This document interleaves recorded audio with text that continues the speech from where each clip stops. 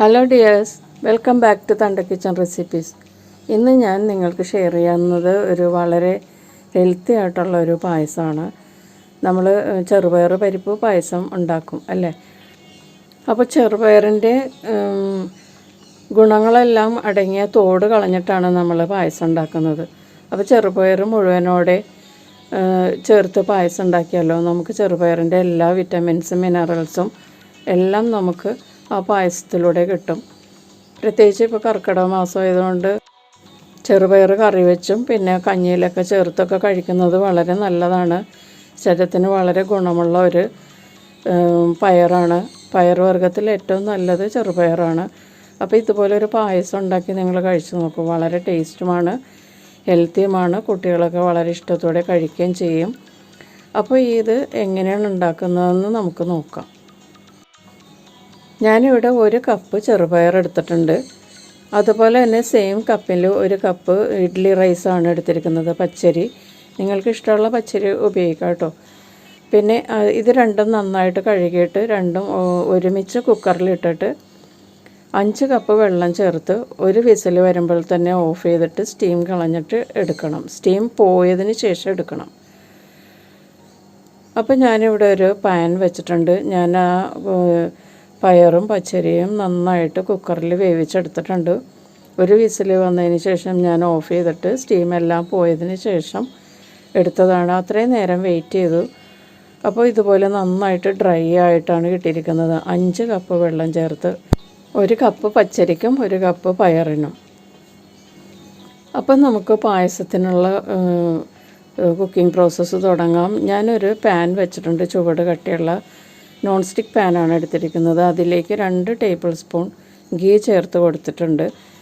ഗീ നന്നായിട്ട് മെൽറ്റായി നന്നായിട്ട് ചൂടായി കഴിയുമ്പോഴേക്കും നമുക്ക് കാഷ്യൂസ് റൈസിൻസും ഒന്ന് ഫ്രൈ ചെയ്തെടുക്കണം.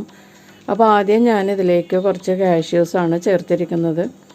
കാഷ്യൂസ് നന്നായിട്ടൊന്ന് ചൂടായി അതിൻ്റെ നിറമൊക്കെ ഒന്ന് മാറി തുടങ്ങുമ്പോഴേക്കും, ലൈറ്റായിട്ട് നിറം മാറി തുടങ്ങുമ്പോഴേക്കും അതിലേക്ക് നമുക്ക് കുറച്ച് റേസിൻസ് ചേർത്ത് കൊടുക്കാം. എന്നിട്ടത് നന്നായിട്ട് ഇളക്കി കൊടുക്കുക. റേസിൻസൊക്കെ നന്നായിട്ട് ചൂടായി നല്ല ബോൾസ് പോലെ ആയി വരും. നന്നായിട്ട് അതിൻ്റെ വീർക്കലെല്ലാം കംപ്ലീറ്റ് ആകണം. അതിന് ശേഷം എടുക്കാൻ പാടുള്ളൂ. നന്നായിട്ട് ചുളുക്കലൊന്നും ഇല്ലാതെ ഈ റേസിൻസ് നന്നായിട്ട് വീർത്ത് നല്ല ബൾബ് പോലെ ആകും. ആ സമയത്ത് നമുക്കിത് ഗീയിൽ നിന്ന് എടുത്തു മാറ്റാം. അപ്പോൾ ഞാൻ ആ റേസിൻസും കാഷ്യൂസൊക്കെ എടുത്ത് മാറ്റിയിട്ടുണ്ട്. ബാക്കി വന്ന ഗീയിലോട്ട് ഞാനിപ്പോൾ 2 കപ്പ് അലിയിച്ച ശർക്കരയാണ് ചേർത്തിരിക്കുന്നത്. നല്ല കട്ടിയുള്ള ശർക്കരയാണ് കേട്ടോ. വെള്ളം കൂടുതൽ ലൂസാക്കാതെ കട്ടിയിൽ അലിയിച്ചെടുത്ത ശർക്കരയാണ്. നന്നായിട്ട് തിളപ്പിച്ചെടുത്തിട്ട് അരിച്ചെടുത്ത ശർക്കര. എന്നിട്ടത് ഈ ഗീയിൽ കിടന്ന് നന്നായിട്ട് ചൂടായി ഒന്ന് തിളച്ച് വരണം. അപ്പോൾ നന്നായിട്ടിത് പൊങ്ങി വരും. നല്ല പതഞ്ഞ് വരുന്ന ആ സമയമാകുമ്പോഴേക്കും നമ്മൾ വേവിച്ച് വെച്ചിരിക്കുന്ന ആ പയറും അരിയും മിശ്രിതം ഇതിനകത്തേക്ക് ചേർത്ത് കൊടുക്കാം. അപ്പോൾ ഇത് നന്നായിട്ട് പൊങ്ങി വന്നിട്ടുണ്ട്. കണ്ടോ, പതയൊക്കെ ആയിട്ട് പൊങ്ങി വന്ന ഈ സമയത്താണ് നമ്മൾ വേവിച്ച് വെച്ചിരിക്കുന്ന ചെറുപയറും അരിയും ഇതിലേക്ക് ചേർത്ത് കൊടുക്കുക. എന്നിട്ട് നന്നായിട്ടൊന്ന് മിക്സ് ചെയ്യുക. ഞാനിവിടെ 2ഉം ഒരേ കപ്പാണ് എടുത്തിരിക്കുന്നത്. നിങ്ങൾക്ക് വേണമെങ്കിൽ ഇത് ഹാഫ് ആക്കാം.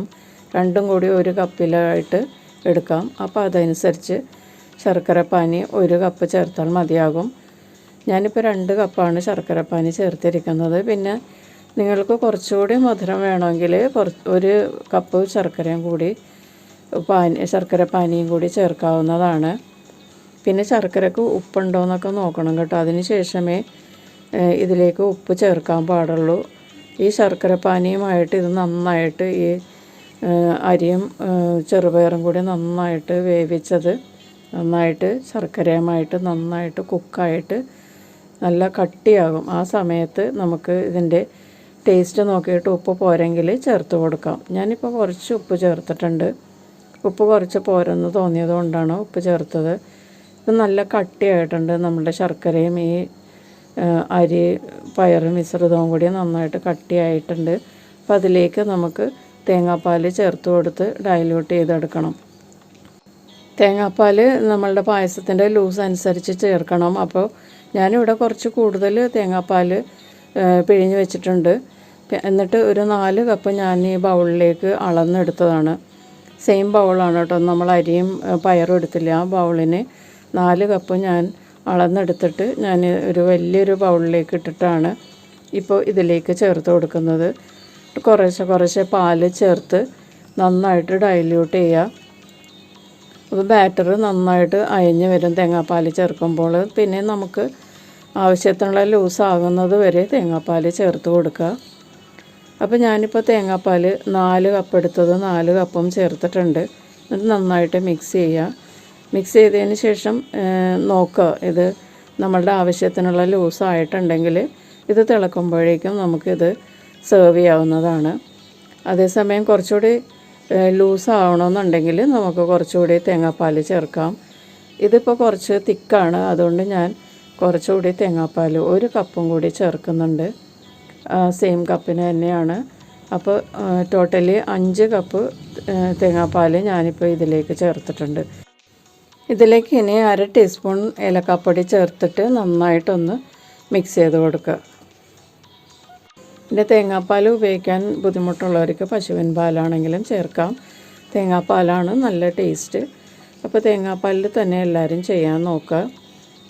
അപ്പോൾ നമുക്കിത് സെർവ് ചെയ്യാം. റെഡി ആയിട്ടുണ്ട്. നല്ല തിക്കായിട്ടിരിപ്പുണ്ട്. ഇതിപ്പോൾ ഇതിൻ്റെ കൂടെ നമുക്ക് പപ്പടം പഴമൊക്കെ നന്നായിട്ട് കുഴച്ച് പ്ലേറ്റിലിടും അല്ലെങ്കിൽ ഇലയിലും ഇട്ടിട്ട് കുഴച്ച് കഴിക്കാവുന്നതാണ്. വളരെ ടേസ്റ്റാണ് കേട്ടോ. ശരിക്കും പറഞ്ഞാൽ പരിപ്പ് പായസത്തിനേലും ടേസ്റ്റാണിത്. ഹെൽത്തിയുമാണ്. വളരെ രുചികരമായിട്ടുള്ള ഒരു പായസമാണിത്. അപ്പോൾ എല്ലാവരും ട്രൈ ചെയ്ത് നോക്കാം കേട്ടോ. അപ്പോൾ ഇഷ്ടപ്പെട്ടാൽ നിങ്ങൾ ലൈക്ക് ചെയ്യാൻ മറക്കരുത്. പിന്നെ നിങ്ങളുടെ ഫീഡ്ബാക്സും ഒക്കെ എന്നെ അറിയിക്കാം.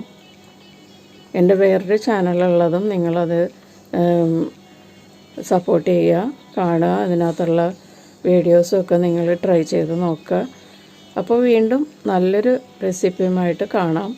Thank you.